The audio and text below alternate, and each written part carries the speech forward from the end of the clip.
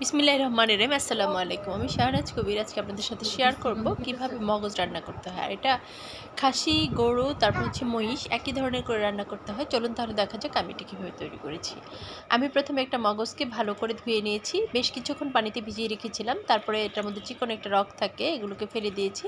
ফেলে দিয়ে ভালো করে মেখে নিয়েছি। মেখে নিয়ে কিছুক্ষণ মাখার পরে তারপর আমি চুলাতে একটা প্যান বসিয়েছি। প্যান বসিয়ে আমি তার মধ্যে পেঁয়াজ, তারপরে তেল, পেঁয়াজ, আদা, রসুন, জিরা, গরম মশলা সব কিছু দিয়ে ভালো করে ভুনে নিয়েছি। আর ভালো করে ভাজা ভাজা হয়ে আসার পরে আমি আগে থেকে যেই মগজটাকে মেখে নিয়েছিলাম সেই মগজটাকে এর মধ্যে দিয়ে দিয়েছি। আর মগজটাকে দিয়ে কিছুক্ষণ নাড়াচাড়া দেওয়ার পরে একটু যদি মনে হয় যে তেল কম হয়েছে তাহলে এটার মধ্যে একটু তেল দিতে হবে। আমার এটা তেল একটু কম হয়েছে, আমি আবার একটু তেল ব্যবহার করব।